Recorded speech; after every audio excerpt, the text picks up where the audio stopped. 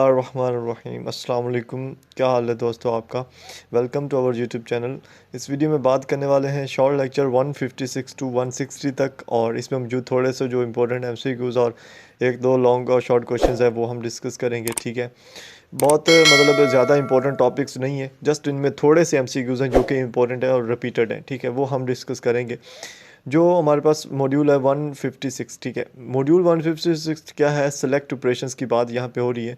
हमारे पास first of all जो एक एमसीक्यूज़ है वो यहाँ पे आपको मिलेगा, ये वन पहली लाइन और सेकंड हाफ लाइन। ठीक है, इसमें जो एमसीक्यूज़ है वो क्या था, वो ये जो टपल्स थे ये क्या थे, ये बीच में मिसिंग होते हैं और आपको जो है वो इनको ऑप्शंस में मिलता है। ठीक है, यहाँ पे बात हो क्या रही है, बात हो रही है कि one operation we might want to perform an on a relation is to select tuples possessing certain characteristics and to place these selected tuples in a new relation.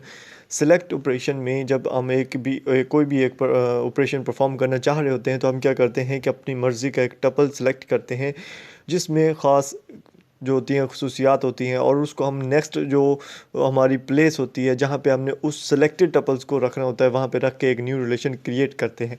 तो इसको सेलेक्ट ऑपरेशन का नेम दिया गया है। ये just आपने याद रखना है कि यहाँ पे जब भी ये आपके साथ लाइन आएगी तो टपल्स एंड टपल्स जो ऑप्शन होगा वो राइट ऑप्शन होगा, जो कि आपके पास एमसीक्यू था, बहुत ही रिपीटेड था।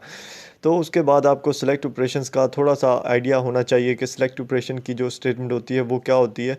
इसको अगले जो इससे नेक्स्ट मॉड्यूल है उसमें डिटेल से थोड़ा सा डिस्कस करेंगे। यहाँ पे आपको सेलेक्ट ऑपरेशन की मिलेगी एक, आप कह सकते हो स्टेटमेंट है कि सेलेक्ट ऑपरेशन किस तरह लिखा करते हैं। तो अगर आपने सेलेक्ट ऑपरेशन करना है तो select from employee where employee ID is इतनी है। ठीक है, सो इसको ये हमारी जो असाइनमेंट आई थी वो यहाँ से आई थी, वो मैं आपको आगे बताता हूँ। ठीक है, the semantics of the statement is to create a new relation called new containing those tuples and from the relation employee those employee ID attributes equal.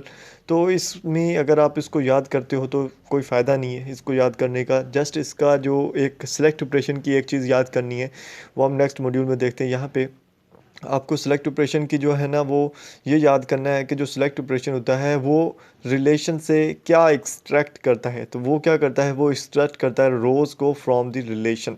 जो सिलेक्ट ऑपरेशन होता है वो रिलेशन से रोज़ को एक्सट्रैक्ट करता है, जबकि इसकी जो कंट्रास्ट में हमारे पास प्रोजेक्ट ऑपरेशन होता है ये क्या करता है, ये कॉलम्स को एक्सट्रैक्ट करता है। सिलेक्ट ऑपरेशन रोज़ को और प्रोजेक्ट ऑपरेशन कॉलम्स को एक्सट्रैक्ट करता है। उसके बाद आपने यहाँ पे कुछ नहीं याद करना, जस्ट ये याद कर लें यहाँ पे जो हमारे पास प्रोजेक्ट ऑपरेशन है उसकी स्टेटमेंट इस तरह से होती है। ठीक है, project job title from new one. New one का मतलब क्या होगा कि जो हमारा न्यू वन कॉलम है उससे हमने जॉब टाइटल को क्या करना है, एक्सट्रैक्ट करना है। ठीक है, उसी की तरह अगर आप यहाँ पे देखो उन्होंने एक एग्जांपल और दी हुई है कि जो project name address from employ, यहाँ पे क्या है कि जो एम्प्लॉय का कॉलम होगा उसमें से हमने क्या करना है कि जो नेम और एड्रेस है उनको एक्सट्रैक्ट करना है। तो कॉलम से जब भी एक्सट्रैक्ट करेंगे प्रोजेक्ट यूज़ होगा, अगर हमने रोज़ एक्सट्रैक्ट करनी है तो उसके लिए सेलेक्ट यूज़ होगा। ठीक है, उसके बाद यहाँ पे आपको ये वही एग्जांपल दी हुई है कि mail project name from the employee. ठीक है, तो वही चीज़ें हैं, इतनी इंपॉर्टेंट नहीं है इसलिए मैं उन पे जोर नहीं देना चाह रहा। ठीक है ना, आपका टाइम वेस्ट करना चाह रहा हूँ। उसके बाद हमारे पास आता है ज्वाइन ऑपरेशन। ज्वाइन ऑपरेशन की हमारे पास असाइनमेंट में क्वेश्चन आया हुआ था, प्रोजेक्ट का भी आया था, सिलेक्ट का भी आया था, एक एक क्वेश्चन इनका थे। तो ज्वाइन क्या होती है कि another operation use in conjunction with relational databases is the join operation.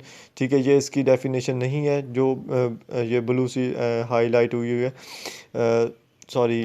ठीक है, उसके बाद ये जो हमारे पास सबज है यहाँ से होती है, it is a use to combine different relations into one relation. ठीक है, ये जो इतनी चीज़ है ये इसकी डेफिनेशन बनती है कि it is use to combine different relations into one relation, it is called join operations, जो कि एमसीक्यूज भी है और शॉर्ट क्वेश्चन भी है। उसके बाद है the join of two relation produces a new relation whose attributes consists of the attributes from the original relations। जो हमारे पास ज्वाइन रिलेशन होता है वो क्या करता है कि जो दो रिलेशंस को हम ज्वाइन करवाते हैं उनसे एक न्यू ज्वाइन रिलेशन प्रोड्यूस होता है, एट्रीब्यूट्स प्रोड्यूस होता है, जो कि हमारा जो ओरिजिनल रिलेशन होता है उसके इक्वल होता है, उसके सेम होता है। ठीक है, उसके बाद अगर आप यहाँ पे इसकी ज्वाइन ऑपरेशन को किस तरह से लिखते हैं ये स्टेटमेंट आपने याद करनी है कि ज्वाइन ऑपरेशन में क्या होता है कि join relation A and relation B where A dot B is equal to B dot X. ठीक है, इस चीज़ को याद करना है। ये जो बी और एक्स है ना, ये क्या है, ये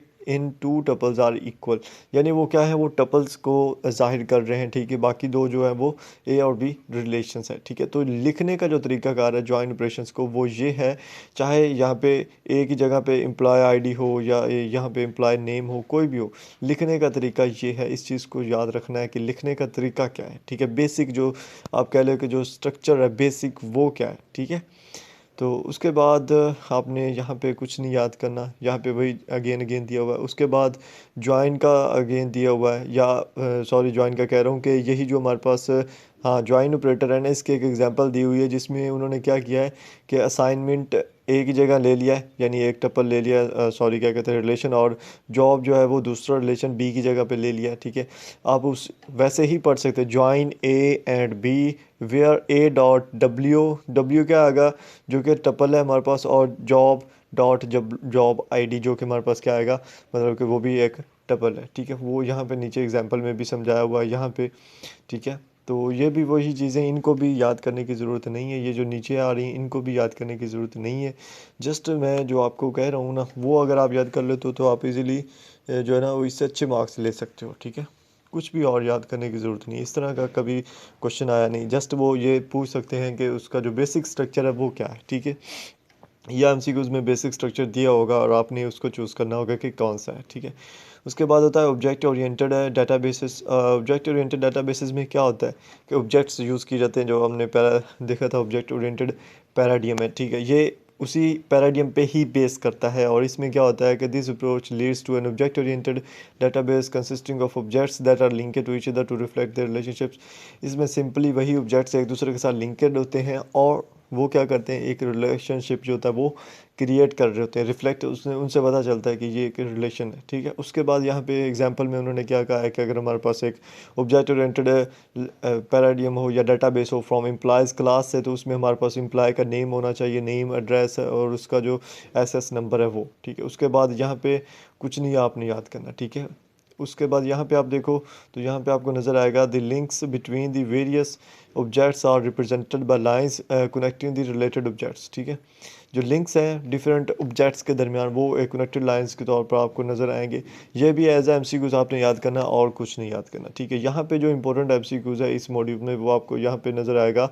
the links between objects and objected oriented database are normally maintained by DBMS।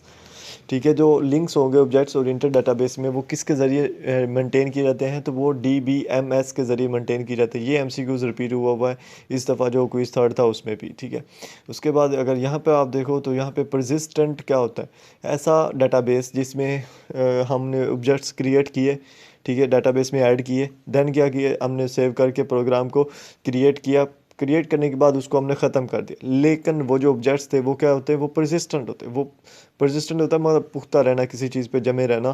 तो वो जो होते हैं वो क्रिएट भी हुए, ऐड भी हुए डाटाबेस में, उनसे प्रोग्राम भी हमने रन किया, क्रिएट किया, देन टर्मिनेट किया, वो फिर भी परसिस्टेंट है। तो ये जो क्रिएटेड परसिस्टेंट ऑब्जेक्ट होते हैं, ये डिपार्चर फ्रॉम द नॉर्म यहाँ पे लिखा हुआ है। ठीक है, लेकिन ये मतलब काफ़ी इंपॉर्टेंट चीज़ है जो कि ऑब्जेक्ट ओरिएंटेड डाटाबेस में काफ़ी हेल्पफुल होती है। तो इसकी जस्ट आपने यहाँ पे याद ये रखना है कि परसिस्टेंट ऑब्जेक्ट्स होते कौन से हैं। ठीक है, जस्ट परसिस्टेंट ऑब्जेक्ट्स होते कौन से हैं, इतना।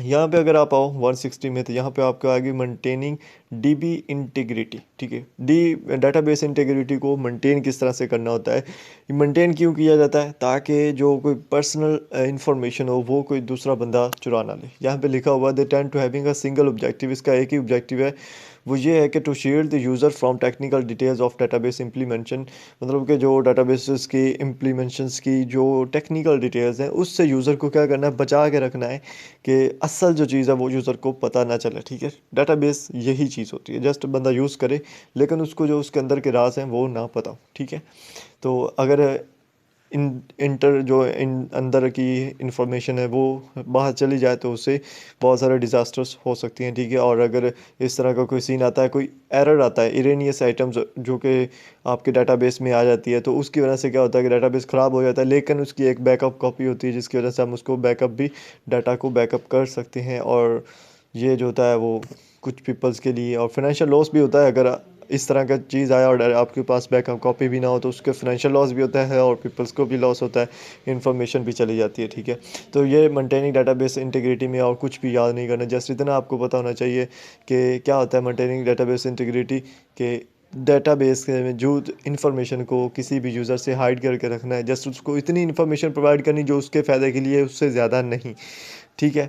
तो ये वन मॉड्यूल 160 तक थे, यहाँ तक हमने ख़त्म कर दिए। आगे वाले जो है ना 161 टू 169 तक वो भी इजी हैं, लेकिन उससे आगे जो वो इजी हैं लेकिन वो इम्पोर्टेंट है, ठीक है। तो वो इंशाल्लाह नेक्स्ट वीडियो में कवर करते हैं हम। अगर वीडियो अच्छी लगी तो लाइक किया करें और सब्सक्राइब भी कर दिया करें अगर आप न्यू होते हो चैनल पे, और मिलेंगे नेक्स्ट वीडियो में। अल्लाह हाफिज़।